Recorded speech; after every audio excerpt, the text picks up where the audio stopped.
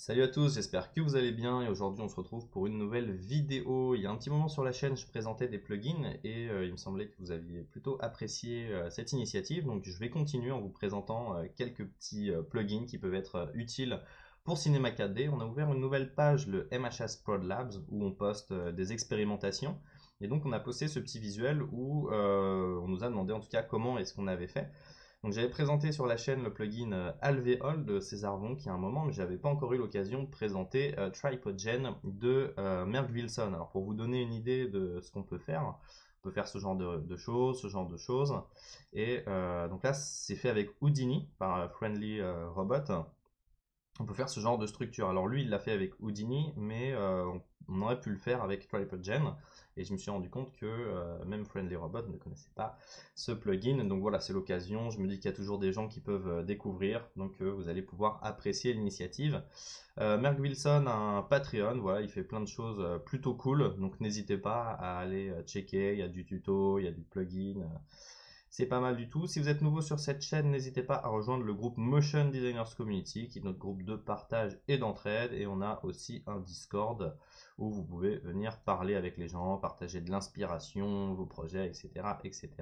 La communauté est plutôt large et il faut savoir que Merck Wilson est aussi bien, un soutien direct aux événements qu'on fait avec la communauté. Voilà, il y avait son logo là qui apparaît très très vite. Donc voilà, pour ceux qui ne connaissent pas aussi la communauté, on fait des événements physiques. Donc si ça vous intéresse de venir une prochaine fois, n'hésitez pas à vous tenir au courant. On fait pas trop de promos, voilà, on essaie d'en parler plutôt sur les groupes ou ce genre de choses. Donc après ce petit blabla, je vais pouvoir désactiver ma tête et on va pouvoir commencer. Donc TripodGen, il ressemble aux outils NURBS qu'on peut trouver ici.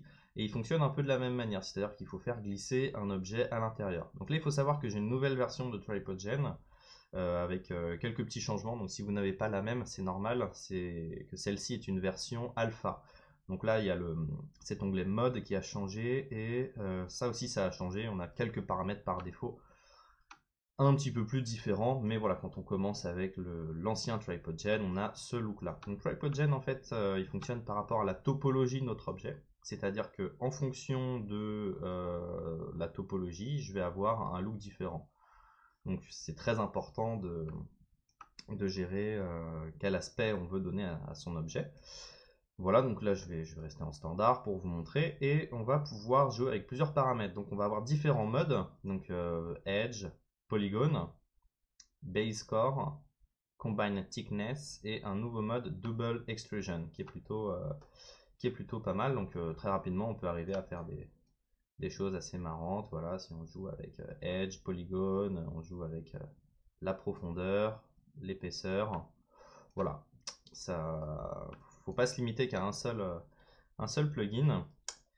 Et donc, on va avoir la profondeur ici, on va avoir la variation, donc ça va nous créer des variations sur nos traits, voilà, qui sont alignés sur les edges, l'épaisseur, voilà, c'est assez transparent. Et ce qui va être le plus intéressant et le plus rigolo, ça va être les paramètres de subdivision. Donc, comme sur le NURB, on peut choisir d'avoir un niveau de subdivision différent dans l'éditeur et au rendu pour avoir une scène plus légère, tout simplement. Donc, je vais rester en Subdivision Editor. Et là, voilà, on voit que je peux créer différents looks. Donc, on va avoir le smooth, on va avoir le linéaire. Donc, ici, on voit pas trop.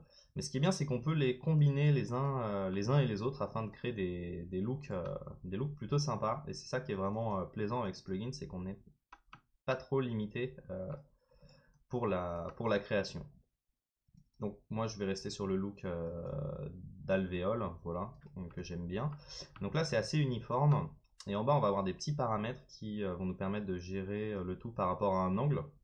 Donc vous voyez que on peut arriver à faire des petites variations sympathiques. On va avoir Weld, donc qui va nous faire fusionner des points pour donner des looks un peu plus différents. Et puis l'option la plus utilisée c'est la réduction de polygones. Donc c'est ça qui va nous permettre très rapidement d'arriver à ce genre de structure assez sympa. Et là, si je change les modes très rapidement, par exemple, si je me mets en mode Double Extrusion, voilà, double extrusion, j'arrive à avoir un mesh assez cool que je peux ajouter par exemple dans une surface de subdivision pour rendre le tout un petit peu plus smooth. Et là, j'ai un objet qui est quand même assez sympathique, je trouve, et qui a vraiment été fait très rapidement puisqu'il est utilisé avec un petit plugin éditable. Et donc il fonctionne avec n'importe quel type d'objet, par exemple une pyramide. Donc, forcément, ce qu'on a vu, c'est que ça dépendait du nombre de segments. Donc plus on va avoir de segments, plus on va avoir un aspect différent. Hop, voilà, puis on peut toujours jouer avec la réduction, le weld, voilà, pour créer des choses assez marrantes. Voilà, puis on n'hésite pas à ajouter plus de niveaux de subdivision. Donc voilà un petit peu comment ça marche, voilà comment j'ai pu créer ce personnage, ce mesh. Donc j'ai été faire une base shape très rapidement dans ZBrush, en fait, qui est ma shape blanche en dessous. J'ai fait une extrusion selon les normales. Donc c'est l'option, voilà, clic droit, mise à l'échelle selon les normales. Donc pardon, c'était pas une extrusion selon les normales, mais ça permet de faire grossir son objet selon les normales. Donc vous voyez que ça fait grossir d'une certaine manière. En fait, quand on a un personnage, ça permet de faire un inflate. Voilà. Et j'ai appliqué tout simplement le plugin à l'extérieur. Donc vraiment, c'était très rapide à faire. Et puis le reste, c'est juste un peu de lighting. Donc si vous analysez l'image, une lampe bleue par là, une lampe rouge par ici, un petit peu de fumée en fond, et puis une texture en post-prod. Voilà, donc c'est juste une expérimentation pour trouver des nouveaux looks. Pareil, ça aussi c'était une petite expérimentation qui avait été faite avec les lumières avec de très fortes intensités. Il y a plusieurs tutos sur le web là-dessus. Il y en avait un qui était aussi sur la chaîne, qui date il y a deux ans, je crois, peut-être même un petit peu plus. Donc voilà, n'hésitez pas à traîner sur la chaîne Motion Designers Community pour voir un petit peu les différentes choses qu'on peut faire. J'espère que vous avez aimé le plugin TripodGen, que vous allez trouver des utilisations plutôt fun. N'hésitez pas à les poster sur la page avec le hashtag Motion Designers, donc le hashtag MD Community, où il y a un petit peu tous les rendus de la communauté. Et donc tous les jours, je check parmi tous ces rendus pour faire du repost sur la page. Voilà, c'est quand même une page qui a bien grossi, la communauté se porte bien. Et donc voilà, tous les jours de l'inspiration, des choses de plus simples jusqu'à plus compliquées.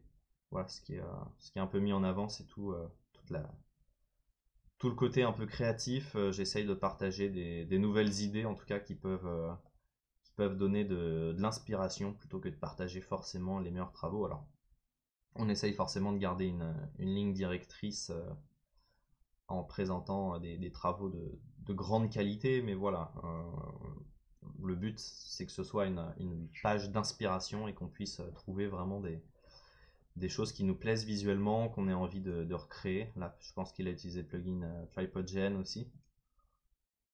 Voilà, tout ce genre de trucs à mon avis qu'on peut faire avec TripodGen. Voilà, bah écoutez, j'espère que cette vidéo vous a plu. C'était pas un tuto, hein, c'était une petite vidéo de présentation de plugin. Et puis on se retrouve très bientôt pour de nouvelles vidéos plus complètes. D'ailleurs, si vous voulez suivre des tutos un petit peu plus avancés, alors ils sont en anglais, mais on a une playlist spéciale sur la chaîne appelée Advanced Cinema 4D Tutorials. Vous avez des workflows de Substance Painter à Cinema 4D, un tuto sur les Octane Shaders par Yvan, un tuto Turbulence FD par Sylvain, voilà, des tutos X-Particle, un tuto par Skiva sur une scène spatiale. Vraiment, il y a pas mal de petites connaissances assez sympathiques, en tout cas dans le C4D Game. Et on a aussi des tutos After Effects, voilà, un nouveau tuto qui est sorti par Andy, qui est très sympathique sur la création de grilles. Voilà, bah écoutez, c'est la fin de cette vidéo et on se retrouve très bientôt pour de nouvelles vidéos. Allez, ciao!